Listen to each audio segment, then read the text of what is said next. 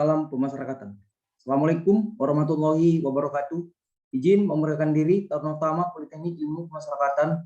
Nama Rizka Badi Lubis, STB 3924, Prodi Manajemen Pemasyarakatan B. Di sini saya akan menjelaskan tentang Badan Layanan Umum dalam Hukum Keuangan Negara.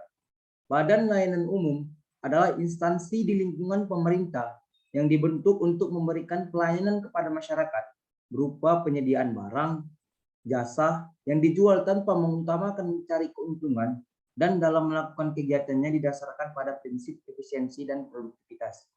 Untuk mengetahui lebih dalam lagi, saya akan mencoba mengakses PPT.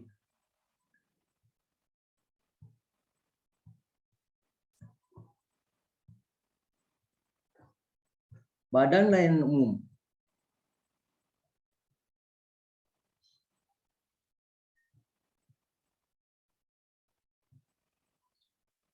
Pendahuluan. Badan Layanan Umum merupakan bagian tak terpisahkan dari Kementerian Negara, lembaga non-kementerian atau lembaga negara yang menyelenggarakan pengelolaan keuangan negara secara mandiri.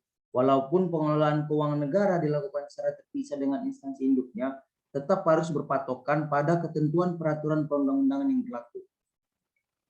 Teori agensifikasi. Teori agensifikasi adalah pemisahan antara fungsi kebijakan, regulator dengan fungsi pelayanan publik dalam struktur organisasi pemerintah. Fungsi pertama dilakukan oleh kantor pusat kebijakan, sedangkan yang kedua adalah kantor-kantor yang melaksanakan tugas pelayanan.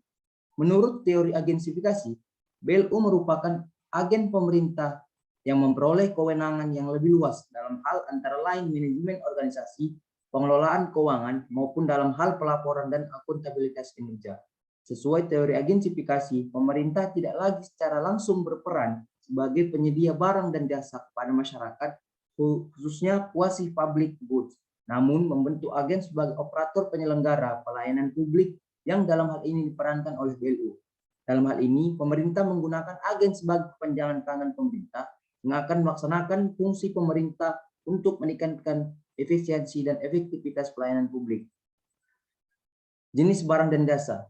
Untuk jenis barang dan jasa, individual consumption bisa teman-teman lihat sendiri, dan untuk joint consumption bisa teman-teman sendiri lihat easy to exclude dan difficult to exclude. Dasar hukum. Undang-Undang Nomor 15 Tahun 2004, Pemeriksaan Pengelolaan dan Tanggung Jawab Keuangan Negara. Undang-Undang Nomor 17 Tahun 2003, Keuangan Negara. Undang-Undang Nomor 01 Tahun 2004, Perbendaharaan Negara.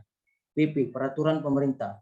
PP Nomor 74 Tahun 2012, Perubahan atas Peraturan Pemerintah Nomor 23 Tahun 2005 tentang Pengelolaan Keuangan Badan Layanan Umum. PP Nomor 71 Tahun 2010 tentang Standar Akuntansi Pemerintah. PP Nomor 08 Tahun 2006 tentang Pelaporan Keuangan dan Kinerja Instansi Pemerintah. PP Nomor 65 Tahun 2005 tentang Pedoman Penyusunan dan Penerapan Standar Pelayanan Minimal. PP Nomor 24 Tahun 2005 tentang Standar Akuntansi Pemerintah. Komposisi BLU per sektor. Yang pertama, barang atau jasa 26 unit, 12%, pengelolaan dana 8 unit, 3%, layanan kawasan 4 unit, 2%. Kesehatan 94 unit, 42%, pendidikan 92 unit, 41%.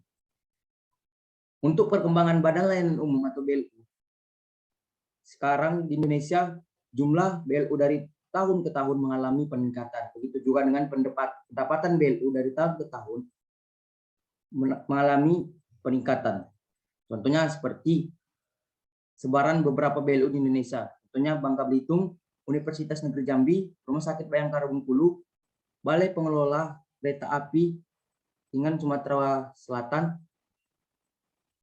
di Pulau Kalimantan, Rumah Sakit Bayangkara, Pontianak, Kalimantan Barat, Pulau Sulawesi, Bandar Udara Jalaluddin Gorontalo, Rumah Sakit Bayangkara tingkat 3 Manado, Sulawesi Utara, Pulau Sumatera, Universitas Sekolah, Rumah Sakit Bayangkara Tebing Tinggi, Sumatera Utara, Universitas Negeri Padang Sumatera Barat, Rumah Sakit Bayangkara Pekanbaru Riau, Pulau Jawa, Universitas Sultan Agung Trijasa Banten, Rumah Sakit Fatmawati DKI Jakarta, Universitas Negeri Semarang Jawa Tengah, Pulau Bali dan Nusa Tenggara Rumah Sakit tingkat 3 Jata Bali, Rumah Sakit Bayangkara tingkat 3 Kupang NTT, Rumah Sakit tingkat 3 Mataram Nusa Tenggara Barat. Untuk perkembangan BLU dari tahun ke tahun bisa kita lihat bahwa BLU sendiri mengalami peningkatan dari tahun ke tahun, yang dimana target pendapatan dalam triliun rupiah atau kontribusi BLU terhadap NBP dalam persen, realisasi pendapatan dalam triliun rupiah, dan jumlah BLU dalam kurung unit. Pembentukan Badan Layanan Umum. Pembentukan Badan Layanan Umum harus memenuhi persyaratan yang telah ditentukan dalam ketentuan peraturan perundang-undangan yang berlaku. Persyaratan pembentukan Badan Layanan Umum bila memenuhi persyaratan substantif, teknis, dan administratif yang dirinci sebagai berikut. 1. Persyaratan substantif. Terpenuhi ketika instansi pemerintah yang bersangkutan menyelenggarakan layanan umum yang berhubungan dengan 1. Penyedia barang dan atau jasa layanan umum. 2. Pengelola wilayah atau kawasan tertentu untuk tujuan meningkatkan perekonomian masyarakat layanan umum. 3. Pengelolaan dana khusus dalam rangka meningkatkan ekonomi dan pelayanan kepada masyarakat. 2. Persyaratan teknis terpenuhi apabila a. Kinerja pelayanan di bidang tugas pokok dan fungsinya layak dikelola dan ditingkatkan pencapaiannya melalui Badan Layanan Umum sebagaimana direkomendasikan oleh Menteri, pimpinan lembaga non-kementerian atau lembaga negara sesuai dengan kewenangannya.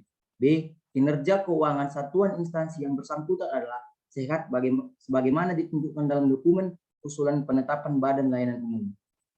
3. Persyaratan administratif terpenuhi apabila a. Persyaratan kesanggupan untuk meningkatkan kinerja, pelayanan, keuangan, dan manfaat bagi masyarakat. B. Pola tata kelola.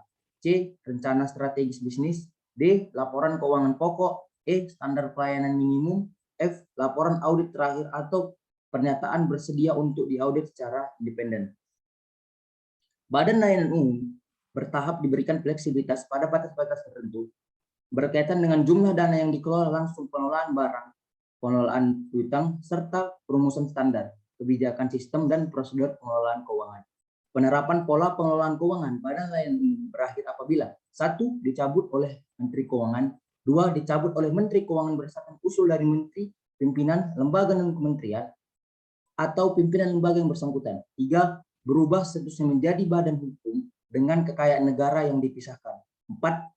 Pencabutan penerapan pola pengelolaan keuangan Badan Layanan Umum oleh Menteri Keuangan ketika Badan Layanan Umum yang bersangkutan sudah tidak memenuhi persyaratan substantif, teknis, administratif. 5. Pencabutan status karena berubah menjadi badan hukum dengan kekayaan yang dipisahkan. Standar dan layanan umum. Standar pelayanan minimum adalah spesifikasi teknis tentang tolak ukur layanan minimum yang diberikan oleh Badan Layanan Umum kepada masyarakat.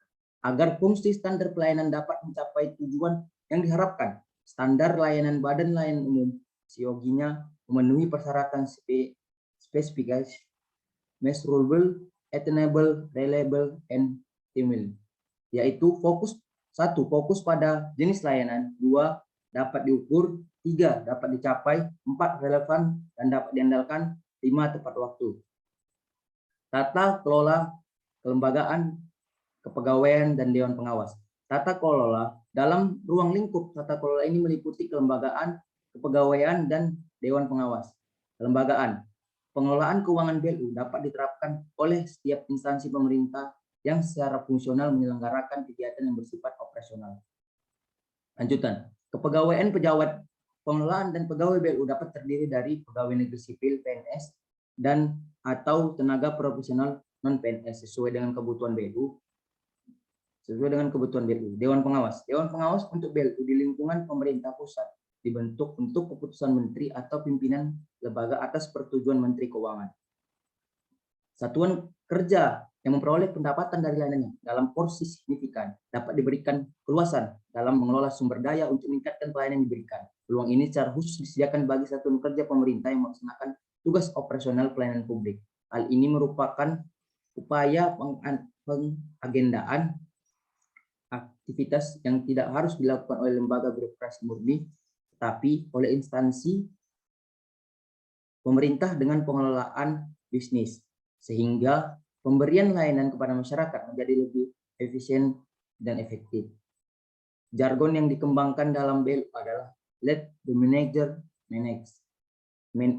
Make the manager manage. Jargon pertama mengandung makna memberi kesempatan kepada manajer pimpinan satuan kerja mengelola jasa-jasa pemerintah, pendidikan, rumah sakit, dan sebagainya, dan menggunakan anggaran dengan cara yang paling efisien dan efektif.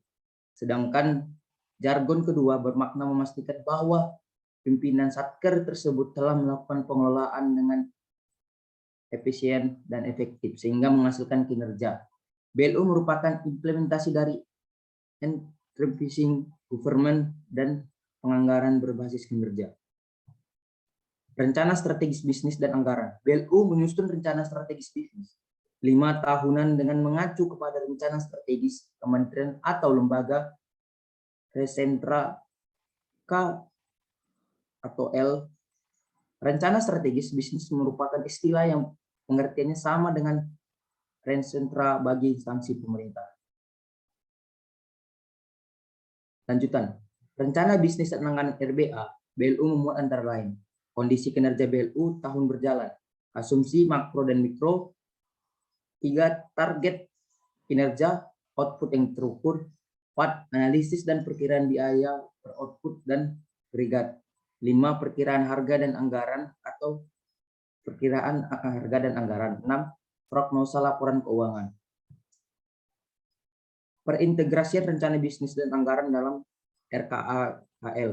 RKA-KL sebagai dokumen usulan anggaran, budget request memuat sasaran terukur yang penyusunannya dilakukan secara berjenjang dari tingkat kantor atau satuan kerja ke tingkat yang lebih tinggi, bottom up, untuk melaksanakan penugasan dari menteri atau pimpinan lembaga top down. Dengan demikian, dalam menyusun suatu rencana kerja dan anggaran, BLU harus menerapkan anggaran berbasis kinerja.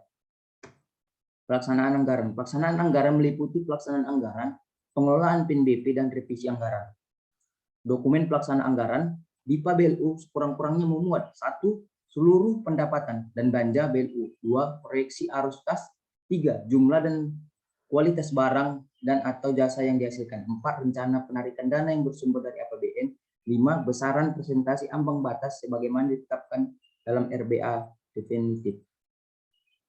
Pengelolaan PNBP pada BLU mengikuti pedoman sebagai berikut. 1. Penggunaan PNBP. A. Pada BLU, penuh satuan kerja berstatus BLU penuh diberikan fleksibilitas pengelolaan keuangan, antara lain dapat langsung menggunakan secara PNBP dari pendapatan operasional dan non-operasional di luar dana yang bersumber dari APBN sesuai RBA tanpa terlebih dahulu disetorkan ke rekening kas negara. B.